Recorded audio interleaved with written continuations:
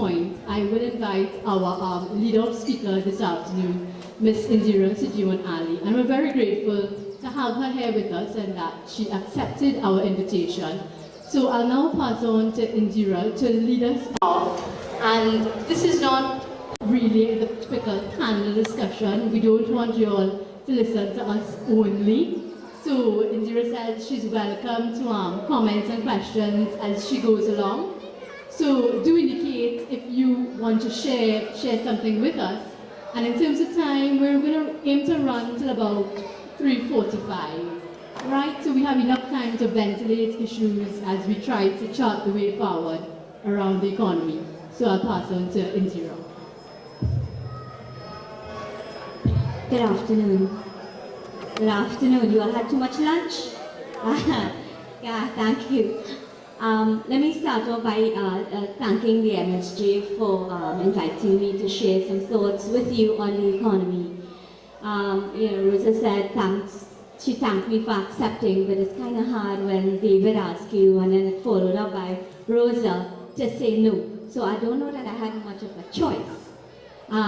That said, I'm always happy to share my thinking and my thoughts on what's happening with the economy. I want to start off by saying, and I've been saying this for a while now, and I want to repeat it. I am now very, very convinced that neither the former, nor the current government of Trinidad and Tobago really understand what needs to be done in order to move us from a dependency-driven economy to an economy where the power really lies with the people, where the people really have the opportunities to be able and the tools to look after themselves. And that is a major dilemma that we find ourselves in, because we vote a government into office and they read a budget and they tell us they're going to spend $63 billion. And they spend it. And 5 years goes by, and if we take the last government, they would have spent close to $300 billion. We can even start to conceptualize that amount of money. That's a lot of money. And the question really is, where are we as a country? Are we better off? Is this economy generating jobs for your children? Is it? It really is not, because it is about this dependency model where the state thinks that it is the state's job to generate sub-level employment for you and for your children. Whether it is through CPEP and URP for unskilled individuals, or whether it is OJT for university graduates. And when you have an economy where more than 50% of that $63 billion and more than half of that is close to about $34 billion is used in order to create employment that is not sustainable, we're in trouble. We are in real trouble as a country, because when that money is no longer there, what happens? What will happen to the over 100,000 individuals who are employed in CPEP and URP? What will happen to the thousands of graduates who are currently employed in make-work programs by the government? And in fact, we're already seeing the signs of this. A new administration is taken over. They tell us the budget is even larger than last year, which was close to a little bit over $60 billion. And yet, we're already hearing about people being laid off, particularly young, qualified people being laid off.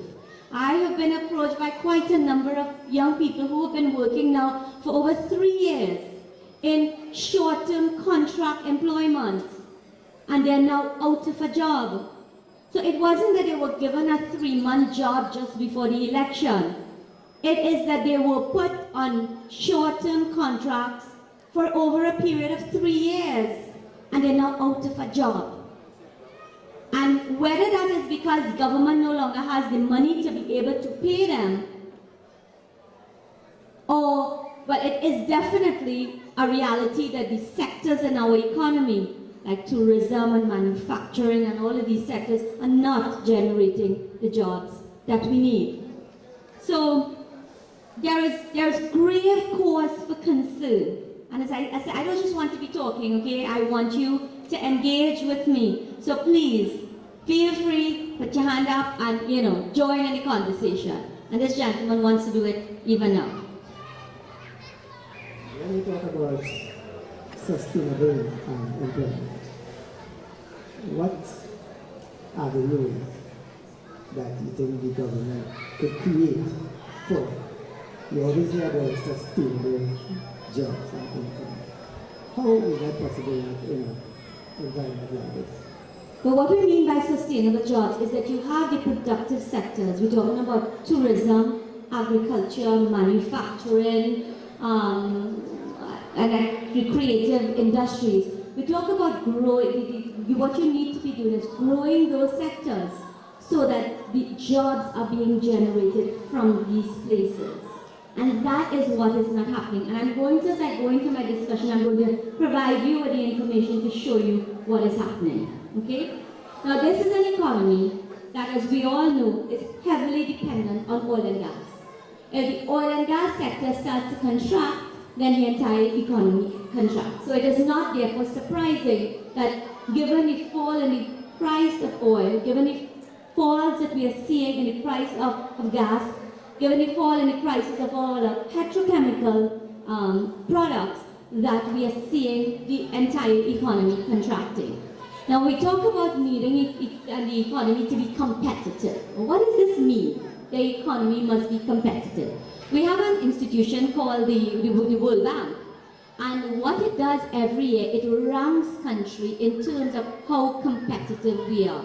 And your competitiveness is really about how your country is able to produce goods and services that are either cheaper than the rest of the world or of a high enough quality that people are prepared to pay a higher price for it. And you have growth in that. That is happening on an ongoing basis. Competitiveness is when you have your institutions, like your government bureaucracy, your financial services, when it's all working towards the development and growth of your country. In Trinidad and Tobago, we're kind of stuck in a rut. Out of 144 countries, our ranking has really been in the area of 90, 89. In fact, in 2014, 2015, we were 89 and we're still there. So we're kind of stuck and we're not moving anywhere in terms of our competitiveness. And what is interesting is when you analyze this report, it talks about the major things that's causing us not to move forward. And these are the issues. One, poor work ethics. Poor work ethics. What does that mean? It means that we as a people, when we go to work, we're not giving a fair day's work for a fair day's pay. That's what it means. So that how much we are producing is below what we should be producing. And we all have to take responsibility for this.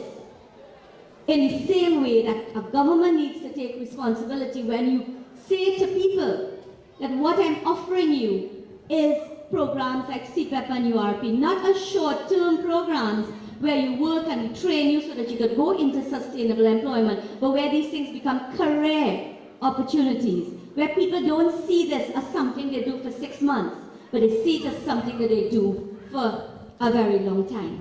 And if you talk to people in like the manufacturing sector, they will tell you that once people work in programs like CPEP and URP, they don't want to work in any other sectors.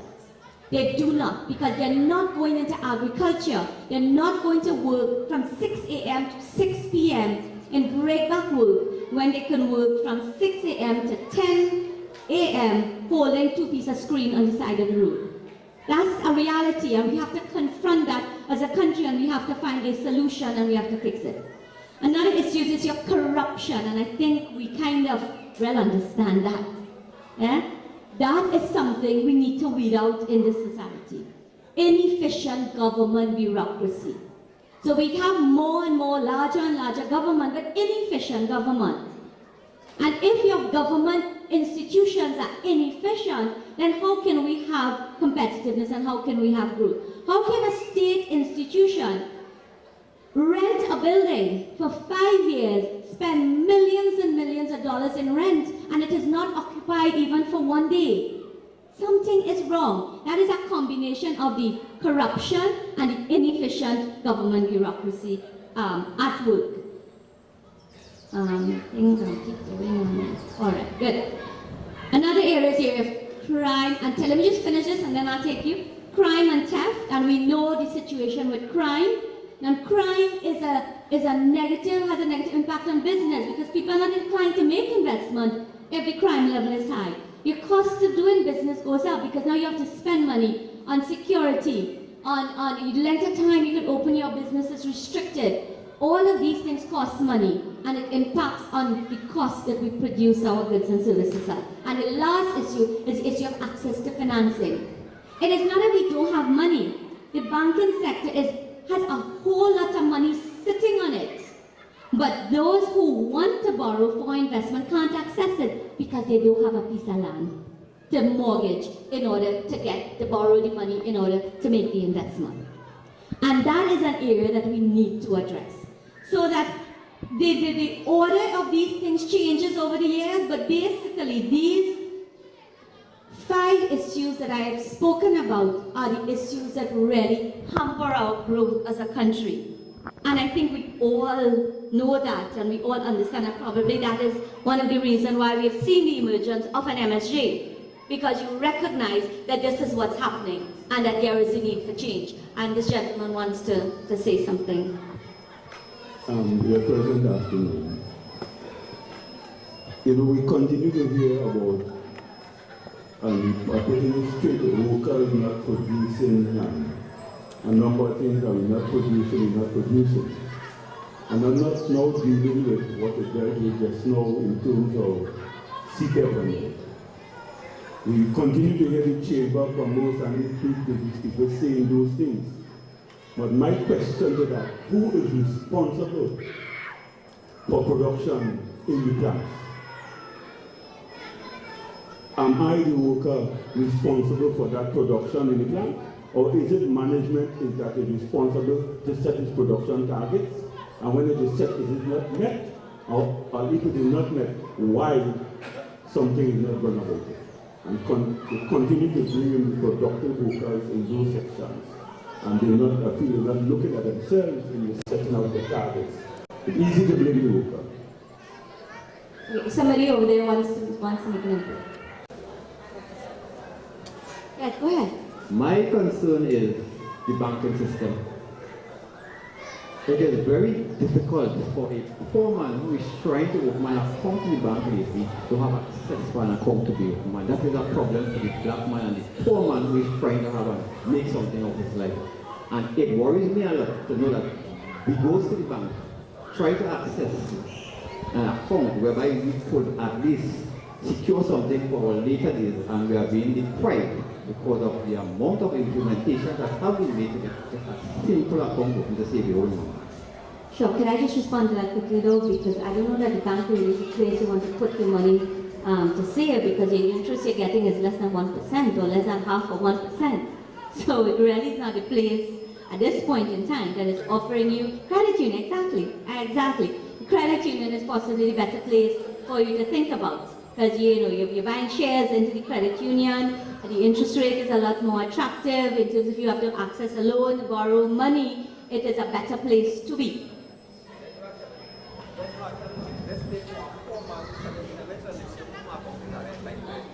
Right, correct. Yes. Yeah, you wanted to yeah. Mm-hmm. You wanted to have something to say? The mic. Sure, go ahead. Yeah, blessing, good evening to you. Sure. For the longest while, we have been hearing this word diversification Yeah. of the economy. Mm-hmm. right? Given the state of the economy at the present time, what do you think about where our emphasis should be placed, where we are going to diversify this economy, as they have been saying all the time? The problem is where it doesn't matter what I think, because the reality is those who control the resources have no interest in really doing it. That's the bottom line. I have been talking about diversification for a very, very long time. And there's so many what we call low-hanging fruits all around us. And we simply don't have the will in order to do it. Let me use one example. Let's talk about agriculture. Okay? We import currently $4 billion in food. You know how much foreign exchange we need in order to do that? Go in the grocery right now and look at the grocery. Go to the vegetable lane and look at the way in which foreign fruits and vegetables are simply replacing local fruits and vegetables. It is amazing the extent to which that is happening. Where is the pomsite and the oranges and the Portugals and the popo? It's not there. But you've seen all kind of very interesting. What is it? Or GMOs in terms of genetically modified imported fruits that are on the shelves for us to buy, and we are going and buying it. And what we're not doing is focusing in a meaningful way in agriculture. But we can't simply say agriculture, put some money in a ministry and expect that it will happen. It can't happen. We have to find out which of the products in agriculture can we produce for exports. I'll come to you in a minute. I just want to respond to him. Which should we be producing primarily for local consumption? And which should we be moving just from production to added value in terms of processing? All of these things are decisions that we need to make. And we're not doing it as a country. So I want to use the example of cocoa. Trinidad and Tobago have what we call fine flavor cocoa. Fine flavor cocoa, just the beans alone, we still have. Except we've moved from 35,000 tons in the 1960s to less than 500 tons now. The reality is, any quantity of beans that Trinidad and Tobago can produce, there is a market for it. And we don't get bottom of the barrel price, we don't get $2,000 per ton. We get currently between 4,500, but we can actually get up to $10,000 a ton for our cocoa beans if we do some things. If we do things like verify the source of origin, that we can brand it. These are not hard things to do. We have a cocoa research center at the University of the West Indies. The University of the West Indies started off as an agricultural institution, and we're simply not doing it. No longer can cocoa be produced as a standalone crop and it be feasible to the farmer. It has to be mixed cropping. We need to set up some model farms for cocoa production so that we can address the issue of the declining production of cocoa, so that we can once again have the models that we can use in order to revitalize the entire industry from a production of beans perspective. So I'm only talking about beans. Imagine if we could just move the production of beans from 500 tons now to anywhere what it used to be in the 60s, 35,000 tons, and we could get 10,000 US per ton as opposed to what we get now, $4,000. Do the math. Immediately, you're generating foreign exchange. Your farmers are in a better position for it, and it doesn't stop there. Because we shouldn't be doing that with our cocoa. Our cocoa is too rich, it is too valuable for us to simply take it and sell it to the rest of the world and allow the Germanys and the Switzerlands and the France to take our cocoa beans and add the real value. Because what we get is cents on the dollars in terms of the value added. Already in Trinidad and Tobago, there are people who have started to add value.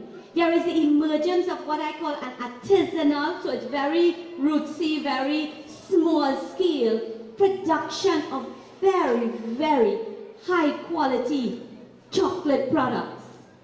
That if you go to Europe, for that same thing, you're paying 85 euros a pound.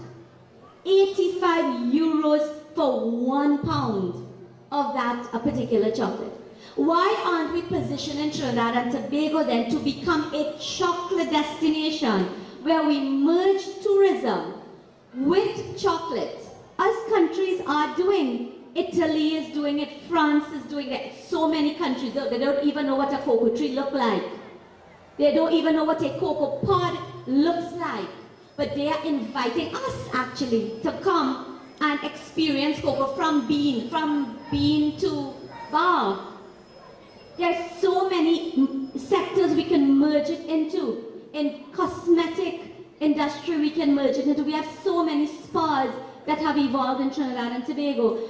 We have the opportunity to merge our chocolate, because it's high in antioxidant, it is high in health value, to merge it into that sector. We have the opportunity to merge it into our entertainment sector. And I'm only giving you one example. You asked me about the issue of diversification, but it has to be a priority. If you read the government's position with respect to cocoa, it only talks about the exportation of beans. That is as far as the thinking can go. That is why I started off by saying I'm of the firm view that they don't know what to do. They don't know what to do. And they don't bring the kind of people who know what to do it. Because it's a project that I started under the center that I headed, and I wrote to the cocoa company asking them to be the secretariat for the organization of a cocoa cluster so that we can develop it into a chocolate destination. And I was written back by the gentleman who heads it, who said to me, well, you know, it'd be a conflict of interest because I really developing a strategy for the sector at this point in time. So it is about people holding position, believing the thing belongs to them, not wanting to work together and collaborate with the very people who are directly involved in the sector. And therefore we end up going nowhere very quickly. Another suggestion, same with agriculture. Why do we look at it in this broad sense? We have peppers, again our peppers, any amount of peppers we produce, there is export market for it. But we can't give it away. But we need to do things with it. We need to decide what kind of volumes we need to produce. We need to decide whether we're producing it in order to service a value-adding sector.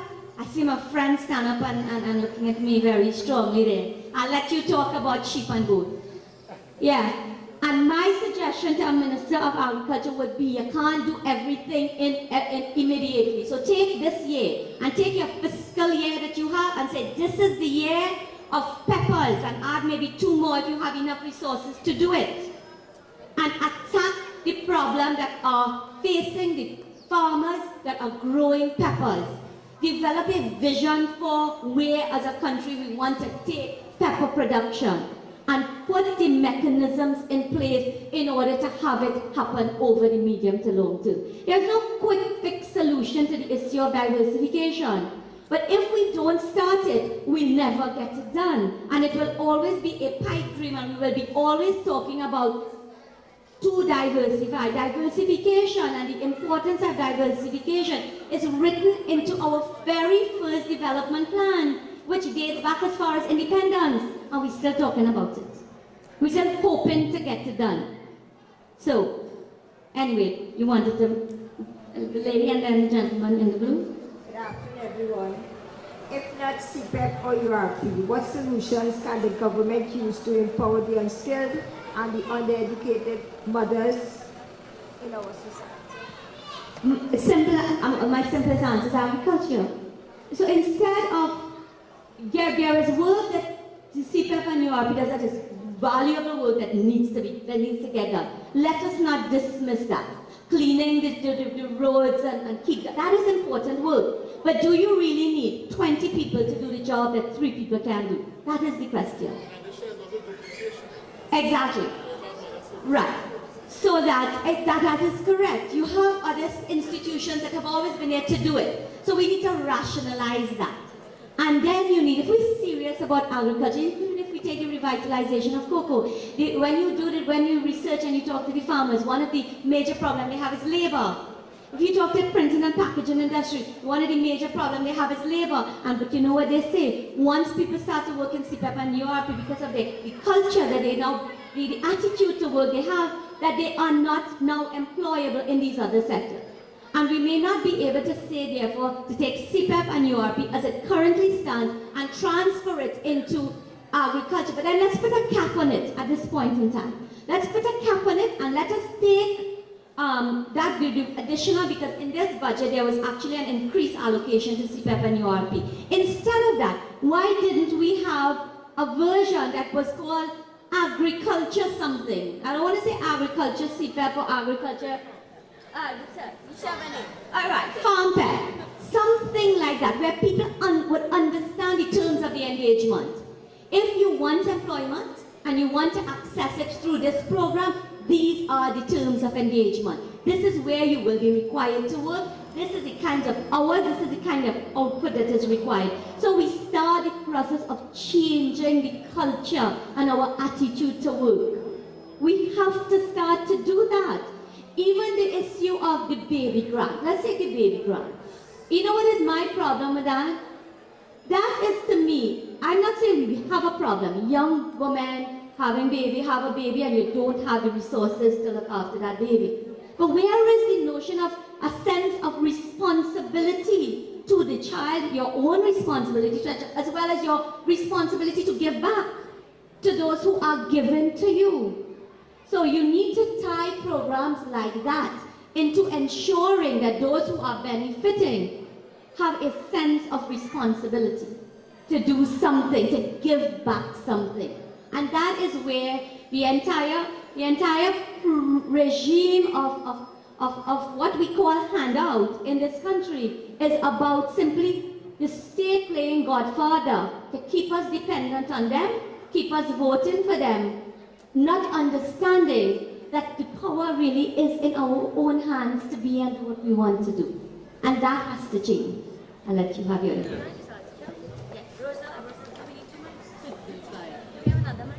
I am jumping in front of you, yes, but I just want to add something on the question. I'll be brief, don't worry.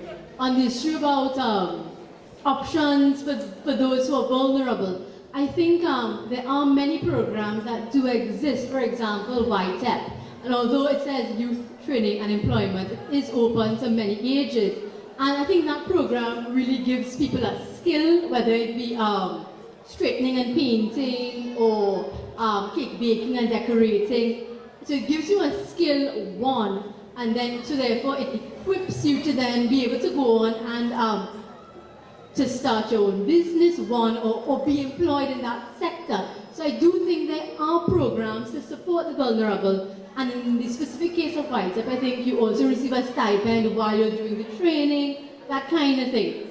However, so if you have a program where you have to go to class for 4 hours, 4 days a week, as opposed to a job where you can go to work for 1.5 hours and do something minimal like the CPEP or URP, which one is more attractive?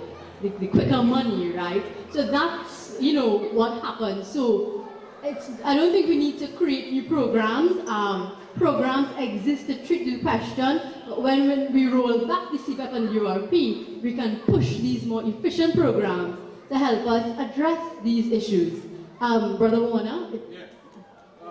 Before I want to raise something maybe a little controversial. But before I do that, I just wanted to support some similar me. Like for instance in Tobago, we had some cocoa from cocoa. And what the THA did was bulldoze some of the best cocoa, put houses, and now today look at the import of a breed of cocoa that is foreign to the operation. And in terms of Tobago also, there's a new work culture in Tobago that really and truly, I don't know how they will deal with in terms of getting people back to their land. But what I want to raise, the controversial issue, is the issue of foreign exchange. You know, they have been bashing at the central bank governor into how we handle foreign exchange. And I am not here to defend nothing defending my. But you know my problem is that we have been talking about the economy supposed to be run by the private sector. And all we are seeing, and I don't know how the government will deal with this foreign exchange issue, because really and truly, the thing that brings foreign exchange to our country is oil. And that has, the price of that has gone low. And our private sector collects foreign exchange to buy sometimes what I call trash, and somewhere that they hoard abroad, but they don't add value that the private sector here uses our foreign exchange to and I really want to find out how this present regime will deal with the demands of this private sector, which seem to be in control of this country in the area of foreign exchange. Well, I just think it's really kind of outside of the government's hands to do anything about it, because you made the most important point, that the source of the foreign exchange that comes into the country comes largely from the oil and gas sector. Our manufacturing sector, which has been declining, which contributes 8% to our gross domestic product compared to 40% that the oil and gas sector contributes, is what we call a net user of foreign exchange. You know what that means? That means that, yeah, okay, so there's manufacturing. So if you're producing, let's say, biscuits. You might be Bermuda's producing biscuits. But the cost of producing that biscuit involves a lot of things that are imported. And unfortunately, that is our reality. The other reality is this one sector that is growing in Trinidad, the retail sector, the distribution sector, which is where we just buying from the rest of the world, adding a markup and selling to us. That is the large that contributes about 13% to 14% of our GDP. The distribution sector, and which links back to the point I was making about if you go into the grocery and you look at the shelves and look at the way foreign fruits and vegetables is simply replacing the local one because it's being imported and being sold to us. And you had to have foreign exchange to pay for it, but you're not earning any foreign exchange. Because they need foreign exchange to spare the supplier abroad, but when they bring it back here and they sell it, what are we paying in? TT dollars. Therefore, they need to go to the bank to convert the TT dollars back to US dollars to send it out. That is the reality of our economy. And I was talking to my brother, and he was talking about another interesting development that has been not taken into account. What's happening in Venezuela. Venezuelans right now, as you all know, don't have access to foreign exchange at all. And what they're doing is they're coming into Trinidad apparently by the plane loads and buying up foreign exchange here. So we have that additional problem that is occurring. And this government sought to address this problem by reverting to the old system and mandating the central bank to sell sufficient currency. Because remember, we get this, the foreign exchange comes from who earns it, which are the companies in the oil and gas sector. But government maintains a reserve in the central bank. So we have what is called a foreign exchange reserve, which is about 11 billion US dollars that is housed in the central bank. And the central bank uses that money in order to maintain the value of the exchange rate, how much TT to US currency. So if they feel that the value of the TT currency is dropping too low relative to the US dollar, they will sell. It means that demand is higher than supply, they will sell US dollars onto the market. So the Minister of Finance mandated the central bank to not just revert to the old system, but to also put in sufficient foreign exchange in the problem to clear the backlog. But the backlog can't be cleared because it's done, and still no, go to the bank and try to get foreign exchange. And it's an individual. You're lucky if you could get a few $100s. That is the reality, and it is a reality that is only going to worsen. which brings us back to the imperative for diversifying the economy. Imagine if even half of the food import bill could be converted into local production. We would be saving the country foreign exchange, we'd be generating employment, we'd be feeding ourselves, we'd be doing so many things. But one has to have a vision for it, and the vision has to be backed up by a strategy, by a plan, and by the will to implement it. And if we don't have that, then we really not. And if we consider, the conversation is going really good. I have, data. I could tell you about what's happening or where the future of the oil and gas sector is. If you have an interest, what the demand trends are, what the supply trends are, all of the things I will tell you is to summarize it and conclude for you that it ain't going to get better no time soon. There is nothing to indicate that the price of oil or the price of gas is going to recover in the next couple of years. It means, companies in the oil and gas sector are being advised to stop exploration for new finds and to engage in exploitation of their existing fields, to become more efficient, to introduce new technology in bringing up the existing oil and gas at cheaper costs, to become leaner organizations. BP Trinidad and Tobago, it's very interesting if you look at the range of ads they have on the television. Have you all been seeing it? Yes? Talking about how committed they are to Trinidad and Tobago, how much value they're adding. They have already had a first round of layoffs where they offered VSEP. And they are about to have a second round of layoffs. And this time people ain't getting no VSEP. So that at the end of the day, companies are loyal to their bottom line. They are not loyal to diversifying an economy. They engage in social corporate responsibility, but that is a little pittance that they kind of throw at projects in order to have a good reputation. And we can't fault them for that. Huh?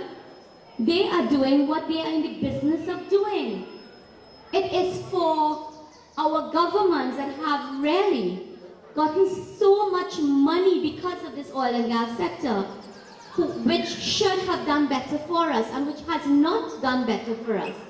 And from what I am seeing in the current lot, there is little hope that better will come. Because how can you tell me your priority number one in a situation where your country, your major source of revenue is declining, you have a real deficit of $21 billion on your budget, you're looking at selling off your assets, your country's assets, in order to meet recurrent expenditure, and you're telling me that your number one priority is a rapid rail. Is it really the time for that kind of consideration?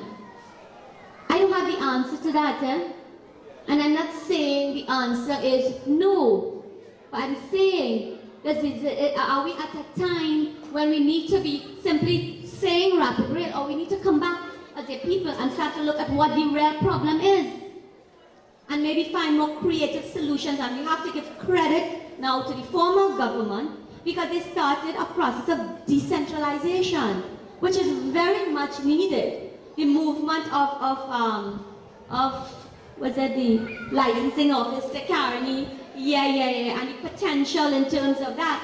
But that is only scratching the surface in terms of what needs to be done when we talk about decentralization. Because that is what is required, a rapid rail system. At the very least, we're talking about hundreds of millions of dollars that we will be borrowing in order to put it in place. We're talking about the maintenance costs of that. We're talking about the fact that currently in Trinidad and Tobago, we don't have the expertise to be able to manage manage that kind of infrastructure, which means for a long time we are going to be dependent on importing the managerial capacity and the maintenance capacity to keep it going. We're talking about a system that's going to be highly subsidized. We currently subsidize the air flight from Trinidad and Tobago. That can't change. We currently subsidize the fast ferry from Trinidad to Tobago. We currently subsidize the water taxi. And I understand every time somebody sits in a water taxi, taxpayers are paying $1,000. That's the level of the subsidy. So if it comes back to, should that be a priority at this point in time? Or should we be using that money to diversify the economy so that we could be creating jobs, generating revenues, and allowing people to be working, in all over the country rather than all roads leading only into Port of Spain? And this gentleman had the mic. Yes, good day all.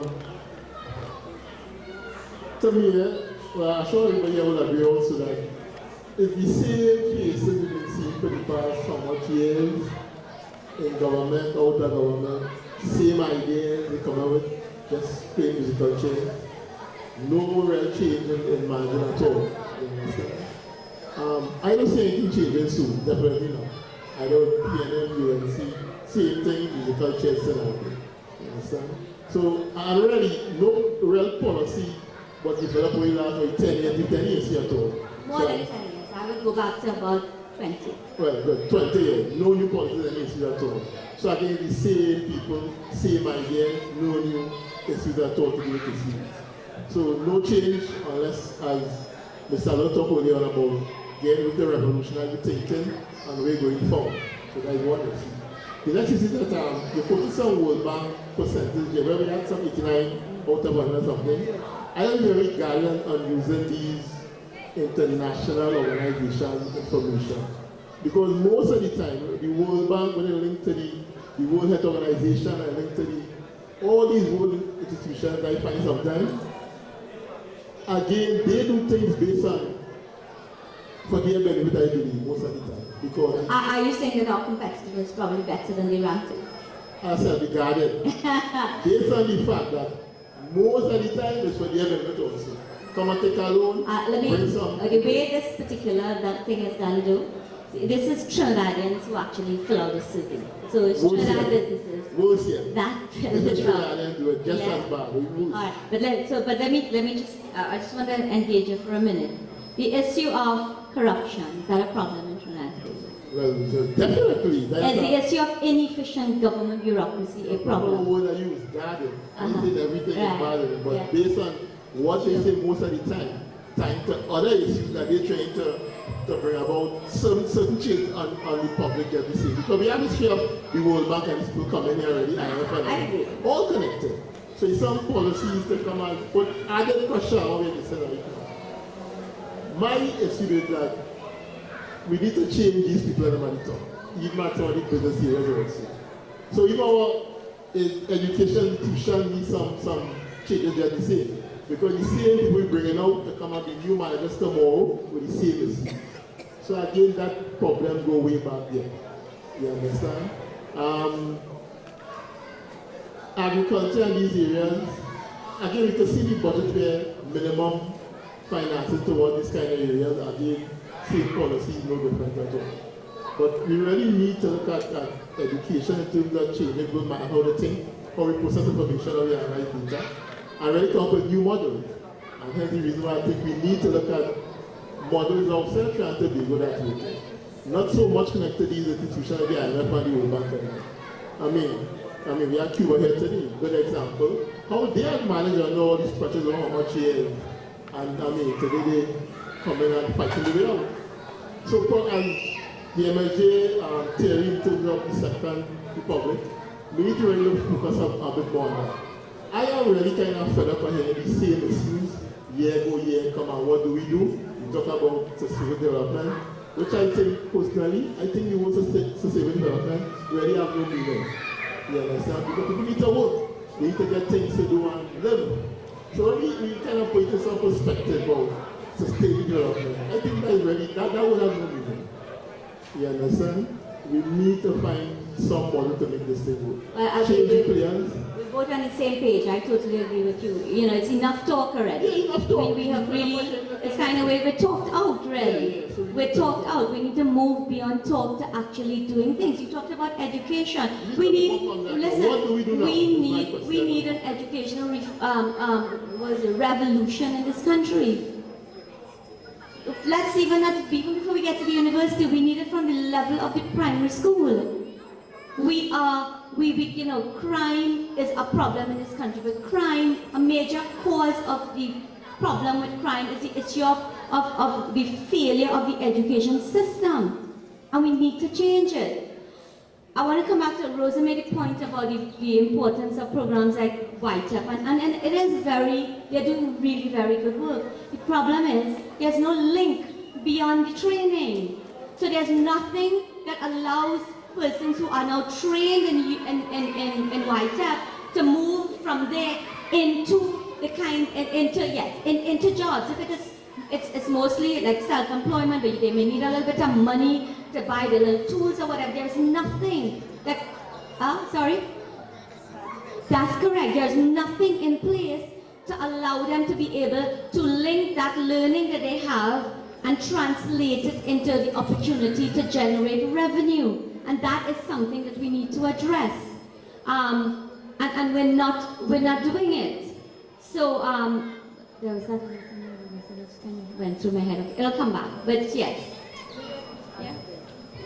As you just said that in terms of so transitioning the White Up graduates into entrepreneurs, and I think the institutions exist because there's NETCO, right?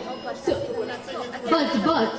but the point is there's an institution in place that should provide those services. So I don't think it's rocket science to not merge, but connect. So perhaps the one of the closing sessions of the White Up session could be a session with one of these institutions like NETCO, IBIS, make the connection for them. So we don't have to reinvent the wheel. We just need to connect the dots and make what we have work for us. And you're very correct. We need to move away from operating in silos, which is what is happening. We may have 10 institutions funded by taxpayers to support entrepreneurship in this country, but you don't have them working cohesively. They don't work together. Everybody gets on a different head, and at the end of the day, we're achieving very little. And now remember the point I wanted to make. But as a country, as a people, we don't value anything except the doctors and the lawyers and the engineers. And but we need to therefore, and that's why it's about nation building, you know. It's about starting from basic and rebuilding a nation. What do we hear after SCA? What do we hear?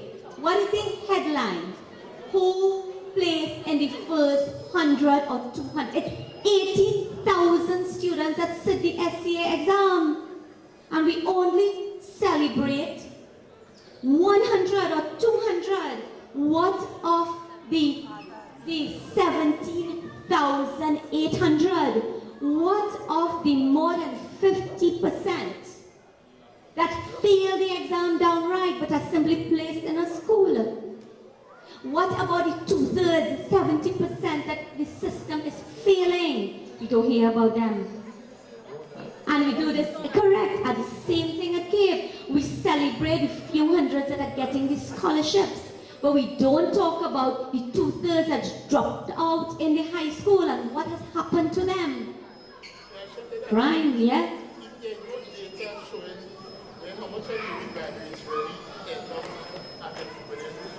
Well, we don't know whether that's a total. How can you teach? How can you have a tertiary level education that is geared towards teaching people to find a job, whether you are an engineer, whether you are a doctor or whatever? It's teaching you to go and find a job. And then when they graduate, you tell them, go and make jobs?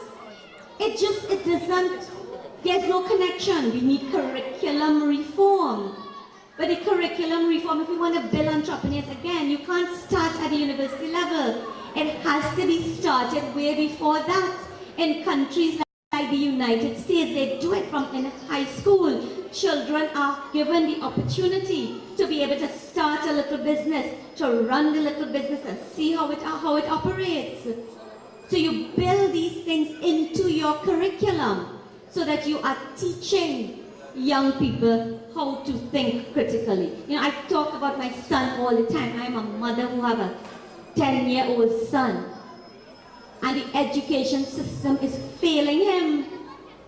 It's failing him. His principal and teachers were ready to have him tested for everything, every disorder under the sun. You know, AA, whatever, and dyslexia and whatever. I was ready to have him tested myself. Because if the teachers are saying so and the principal is saying so, it must be my son. It must be that something is wrong with him. And I traveled and I brought my son back a Lego. That was 3 years in advance of his age, and I gave it to him and I went to bed. And 3 hours later I was woken up by my son, who had constructed, could barely read it because he really liked to read, had constructed this spacecraft. And I'm like, something can't be wrong. You can't have attention deficit if you sit down for 3 hours and build this thing. And you really can't even read, but you were able to construct it. So there's nothing wrong with you. There's something wrong with the system. And we are not, what's the word, agitating sufficiently to change that. And it is really failing our boys.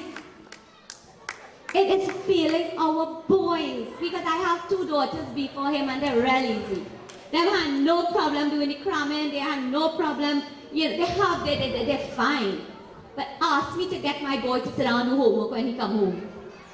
It's not happening. He kicking ball right through my house. And if I take away the football, he'll go find a tennis ball and that's the football. And if I take away the tennis ball, that's what he would do in the classroom. So when he's penalized and the teacher take away the toy he bring to school, he gonna take the pen and pencil and make it into a toy and he happy like happy. It's the system is failing these children. My son deconstructs all the Lego and then takes it and he go and see a movie and see vehicle and come back and find the pieces and reconstruct it. That is the kind of people that we, but you know what the education system is doing? It is destroying the creativity of our young people, particularly our young men. It is not giving them the opportunity to be problem solvers. And therefore they're turning to the quick fixes, which is crime. This is not something we could wait to allow to fix itself over the long time. This is an imperative that we need. And I'm saying, calling on the MSG and calling on David and calling on this is something we need to take on now. Because we have lost at least 2 generations and we will lose another one if we don't fix it. If we don't fix it now. So I agree with you. The time to talk is over. The time for action is now. Yes. Assalamu alaikum, which is peace be on Wa alaikum salam. And who would like to be called ladies or gentlemen? Can you use the microphone? Who would like to be called ladies or gentlemen? It's my privilege to say that. Before I say anything, I want to offer a little prayer.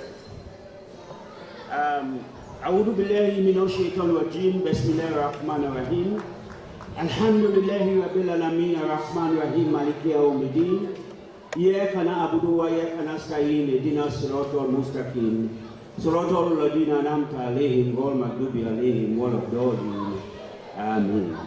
What I said there is in Arabic and I will say it in English. What I said is in the name of Almighty God, most gracious, most merciful.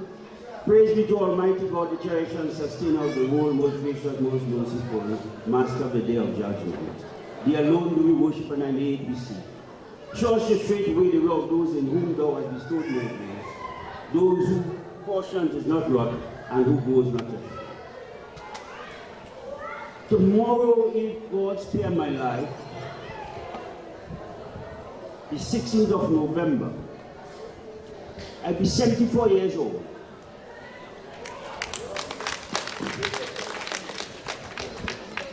And from that time,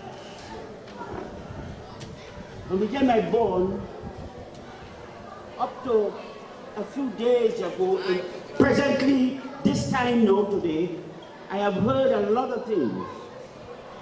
And some of the things that has enlightened me is since I came here and I heard from Brother Hakim about a week or two.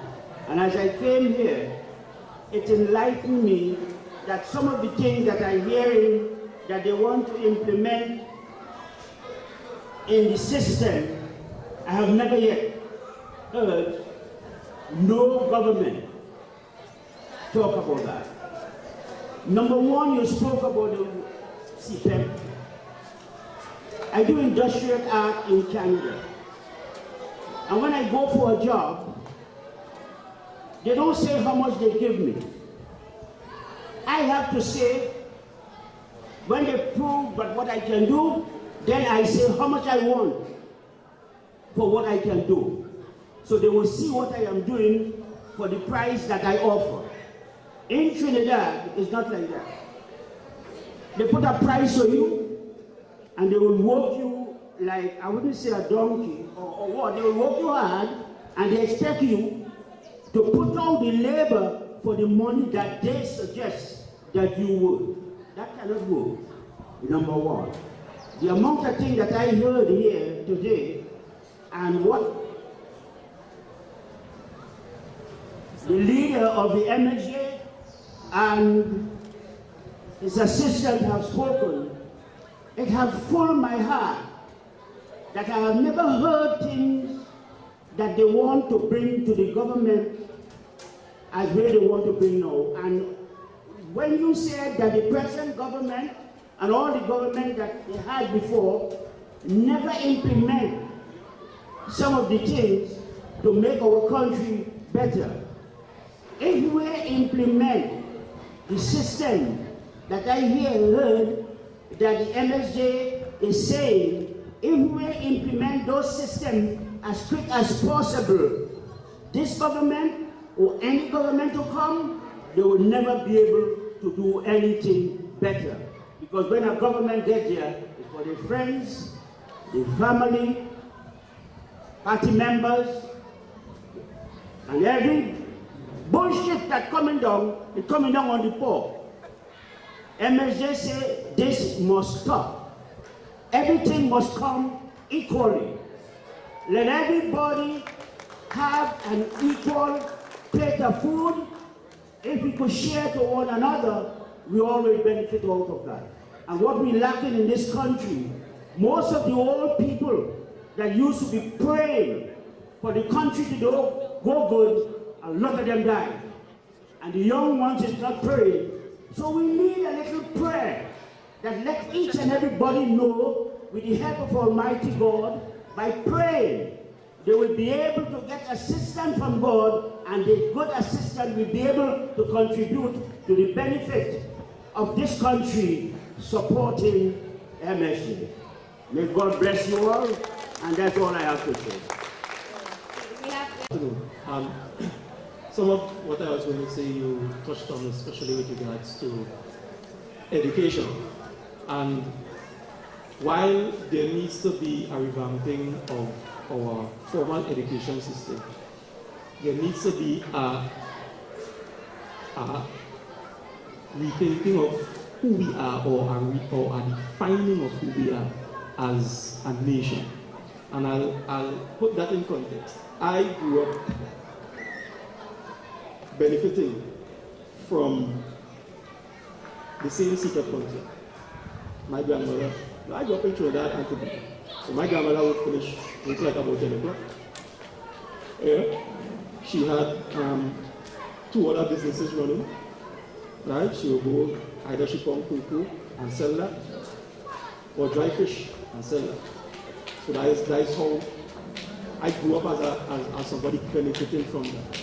I grew up in a fishing village in Tobago, right? So a man finished, he tasked, brush cutting the side of the road, finish that early, jump on the boat, go and get some fish, right? That is something that has been allowed to manifest over the years.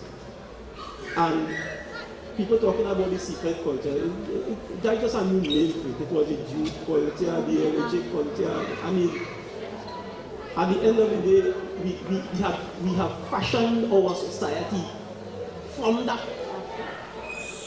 There are people who might not want to admit it, but we were beneficiaries of that system. Probably at the time,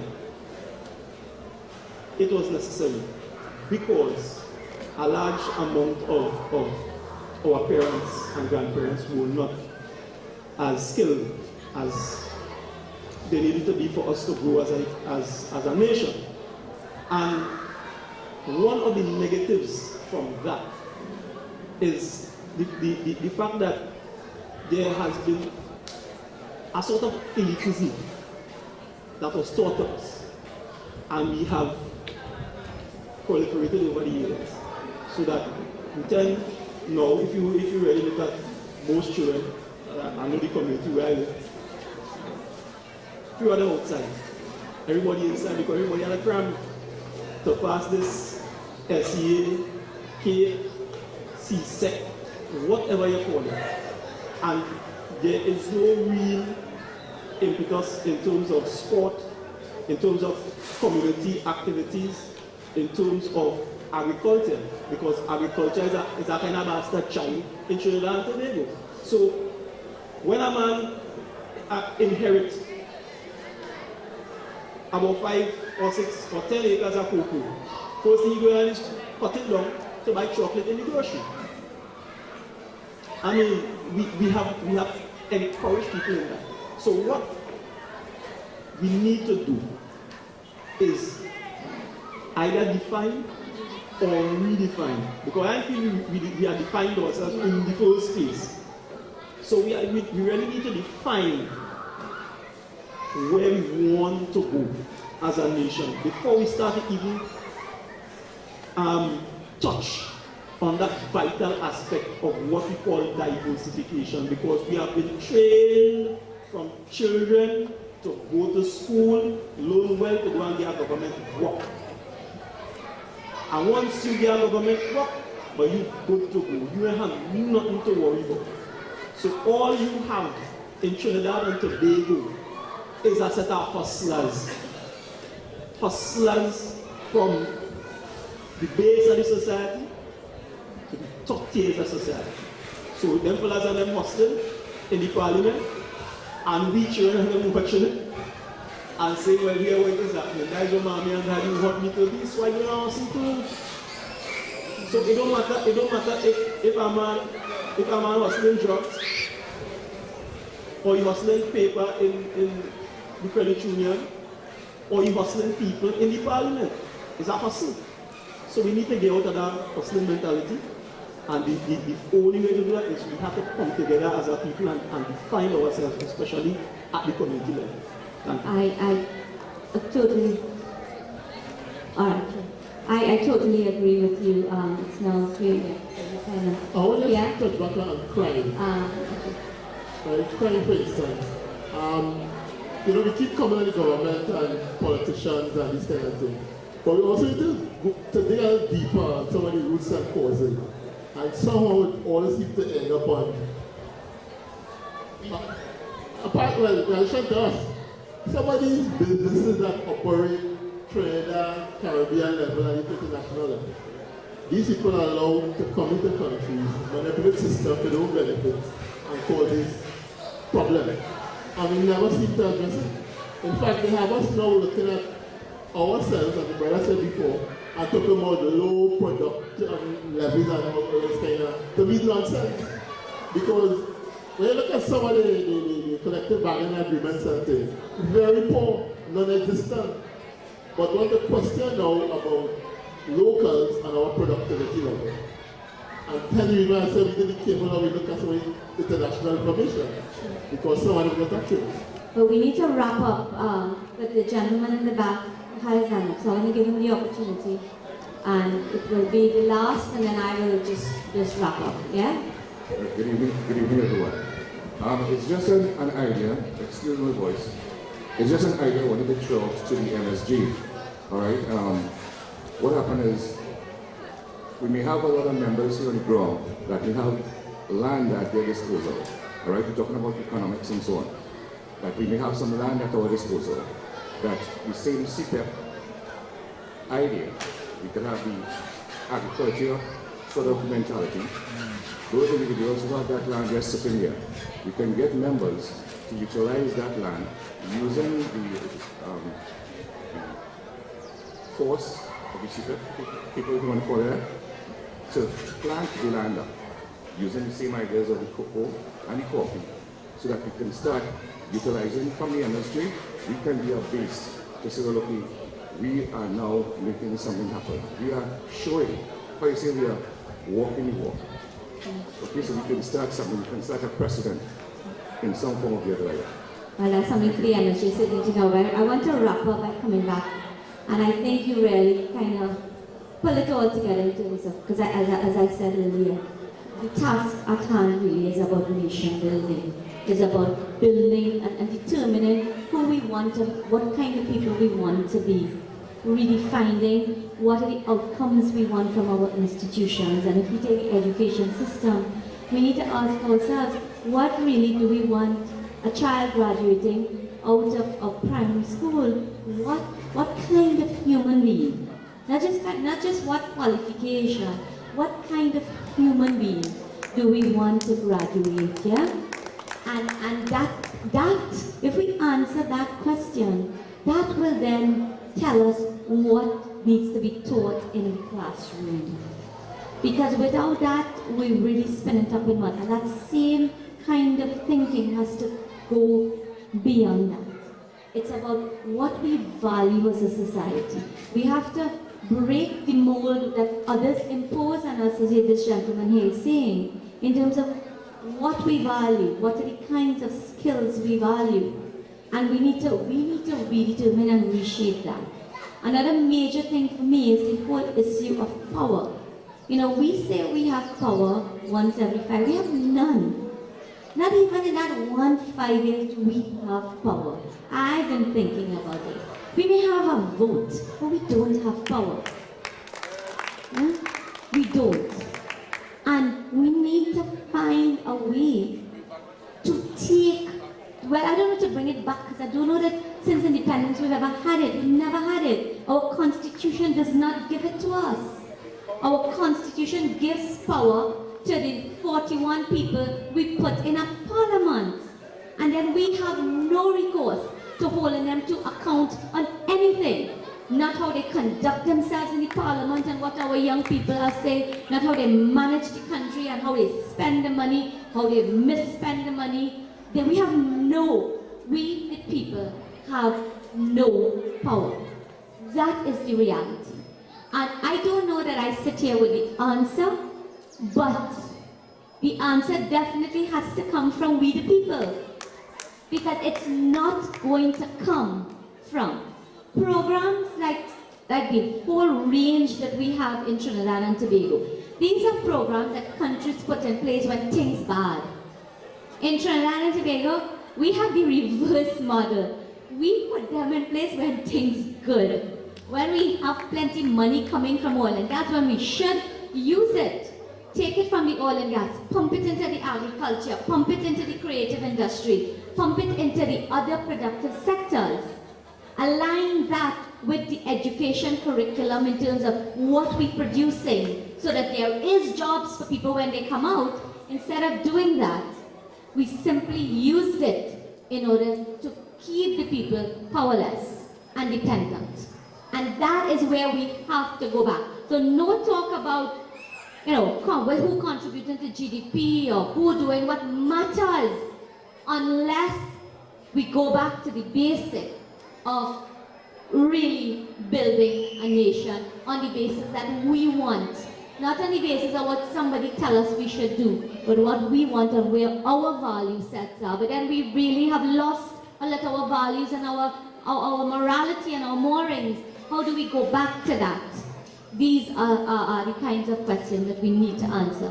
So maybe MSJ may want to host some kind of conversation on that, where you can actually move from talk to actually doing something to change and to get power in our hands.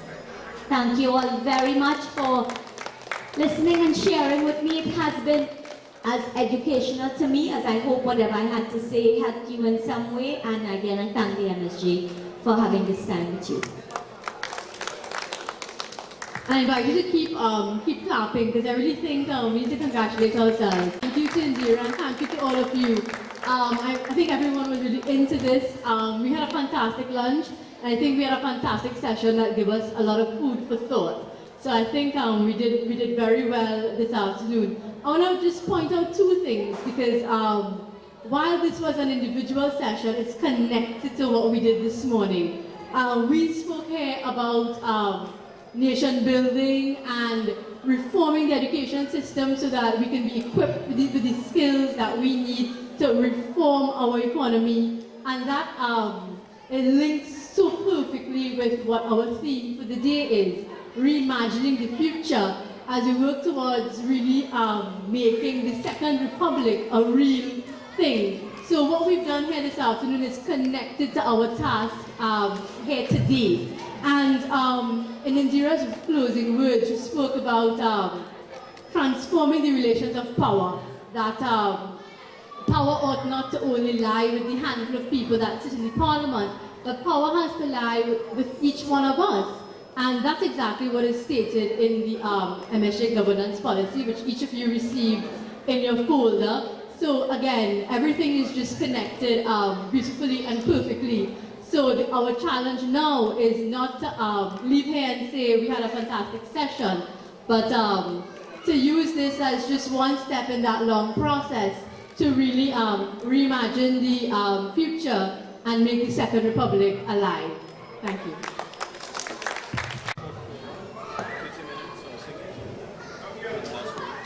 Okay, good afternoon, comrades, brothers and sisters. Can we give both Sister Rosamie and of course Sister Indira Sagewan another big round of applause? From time to time I was passing by, I would hear the discussion, and it seemed like it was a very intense and deep discussion around not just the economy in isolation to the wider development of Trinidad and Tobago. And I think you should give yourselves a round of applause for your intervention. Thank you very much, brothers and sisters. What we are going to do now, we're going to have a center stage. We're going center stage now. We're going to take in a little cultural show our support and solidarity with our young creative brothers and sisters as they take us through a sort of consciousness type of activity. But whilst we're on that, and we talk about economy, the blue box to the back, that is on the registration membership table. There's a nice slit on top for donations. As you know, we don't have SIS and all of these. We operate from the ground up. So every little donation helps, whether it's $1 or whether it's $100. If you feel generous and put in a check for 1,000, we'll take that too. But we're taking any donations brothers and sisters can contribute to the party. It's on a box to the back. But in the meantime, just give us 5 minutes and we're going to go center stage to take in a little bit of an evening of creativity, artistic creativity, with some brothers and sisters who will entertain us for the rest of the afternoon. I think it's a good way to end a very intense day here at the Special Congress. Let's give ourselves a round of applause. And thank you very much, Sister Indira Sagewan, always willing to come and share her knowledge with us and to engage in a nice dialogue and discussion around the economy. Sister Rosamie Whittier, a young member of our executive team, also facilitating this discussion. So let us give them a really big round of applause to express our appreciation and gratitude. Thank you. All right, so let us go center stage, but if you want, before we come center